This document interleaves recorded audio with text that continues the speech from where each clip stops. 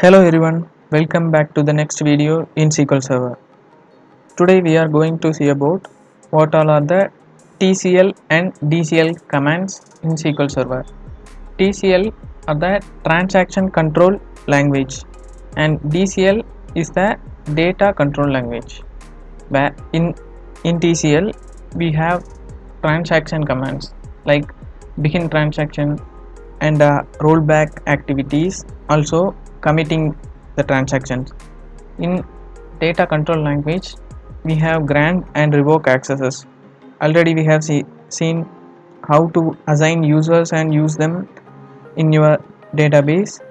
If you haven't seen that video, please watch that. I will give the link in the description so you can understand better about this DCL command. Let's get into the SSMS and see some live examples. So I have connected to my SSMS. I am under my server. So let's open a new query window. So let me create a table. Create table student.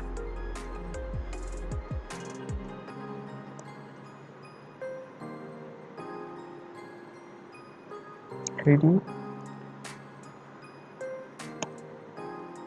integer name varchar.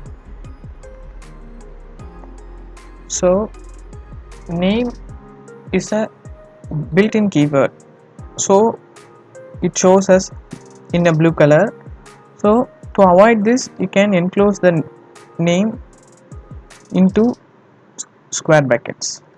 And another thing of using the square bracket in a SQL, you can also give the spaces between your names. Let's say for student name. So when I use this within square brackets, it allows me to leave spaces. If I take this square brackets, then it will shows an error that it takes this std as a separate variable and name as a separate thing. So to avoid these things, you can enclose the words inside the square bracket, so it will allows you to execute that statements. You can also enter age, which is again an integer. So let me execute this. So the table has been created. Let us insert some rows. Insert into students, values. We need to supply the value for the ID, name and the age. New one, Anand, whose age is 20, and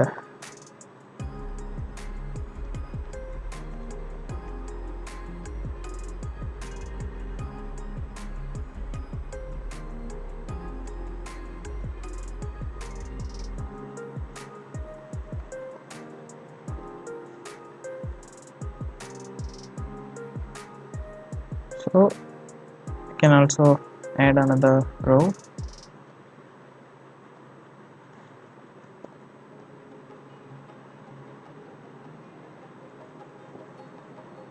So let me execute this statement.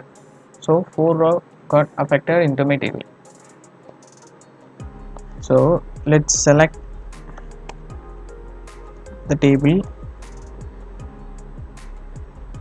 Now you can see I have 4 students, their ID, their name and the age.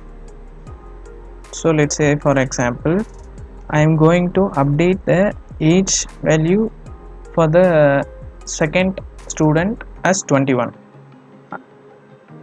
We can use update statement to update the value, update the table name, set for which I am going to update the age column, set age as 21. So in this statement I need to provide the var class where the id is equal to 2. Then it will update the student with the id number 2 as 21. So let's say for example I forgot to put the var class in this. Now let me execute this statement. It shows 4 rows got affected. Now when I select this student table, it shows all the student as age 21, but I need the student 1 as 20. So after updating this we can't able to change this. It will automatically update in the table and it will be committed. So to avoid these things we can use the transactions, which is TCL commands in SQL. So let's drop this table.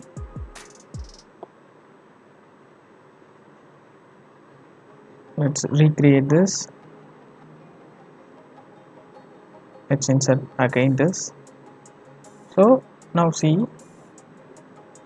now I have the age 20, 22, 21 and 21. So now I need to update the value for the id 3 as 20. Now I am going to give the transaction. You can use begin transaction command to start a transaction.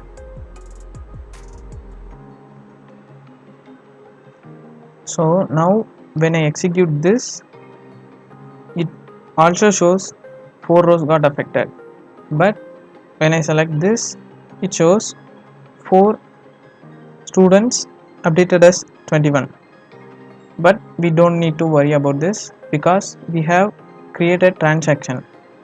Now I can use the rollback command to roll back this update statement without committing my data into the table. When I execute this rollback command, you can see command got executed successfully. Now let me select the student table.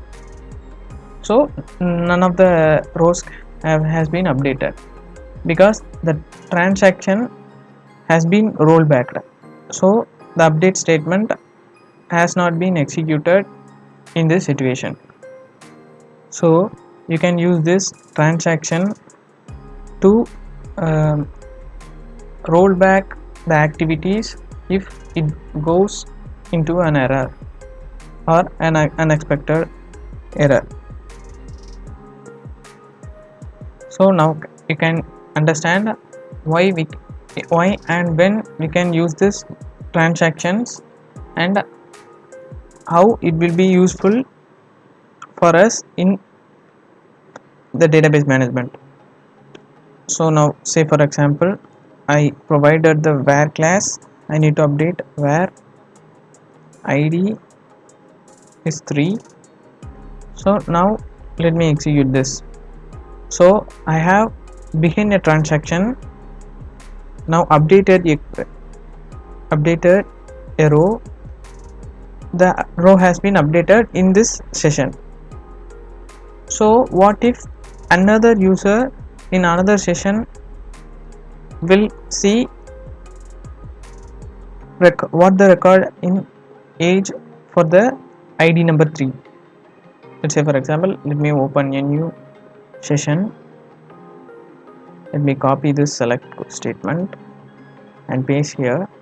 When I try to execute this, it is executing. There is no records shown. It is still executing the statement. So whenever a transaction is taking place in some session, you cannot view the records until the transaction has been committed or rolled back. So now let us stop this. So you need to roll back or you need to commit the statement until that the other users in other sessions cannot see the records for this table. We can view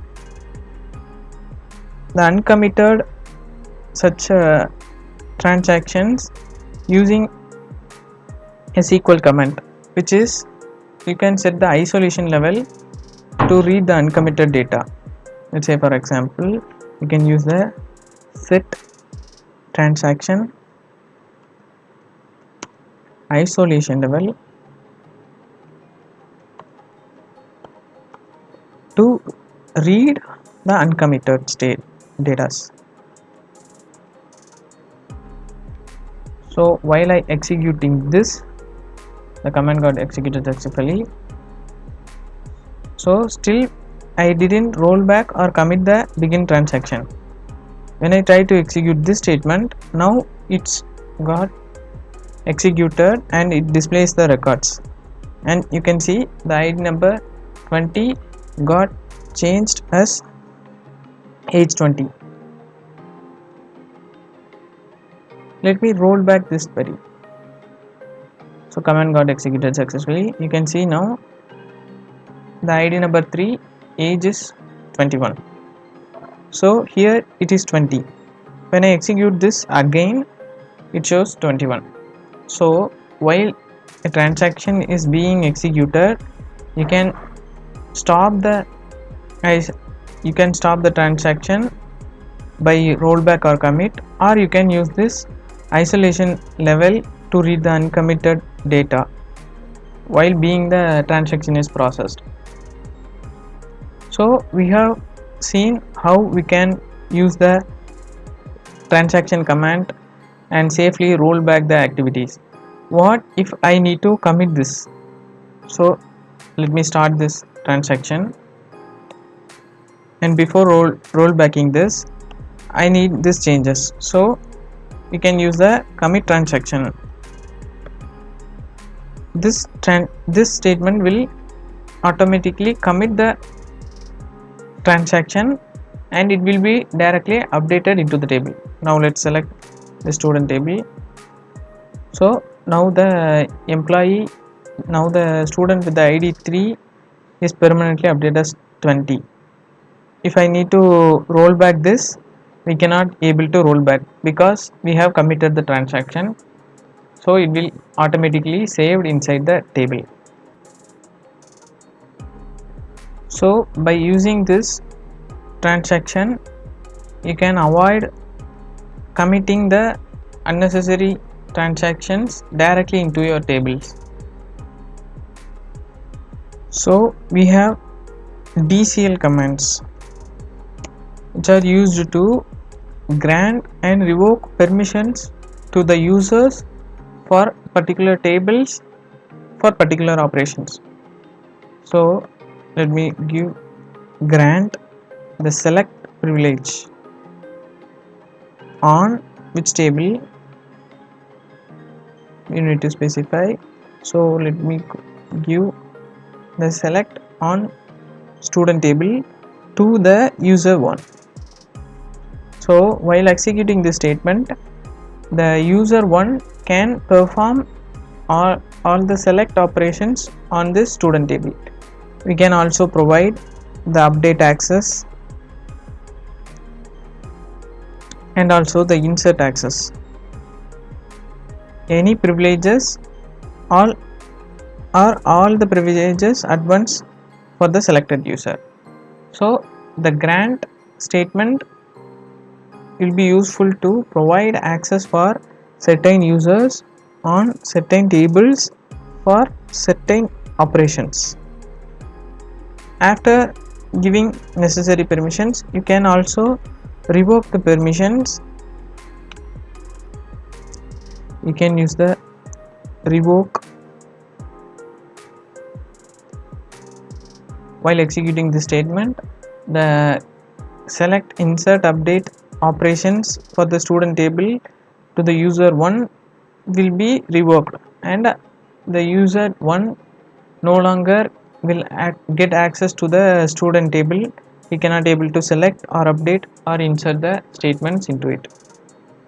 So these are the two DCL commands, grant and revoke. You can use this to assign the privileges for your users.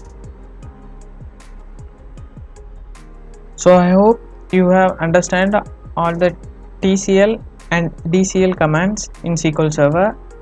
Let me provide the GitHub link where you can find the solution and also the exercise for today's session. Please subscribe to the channel and watch all the videos in the SQL Server playlist. Thank you for watching.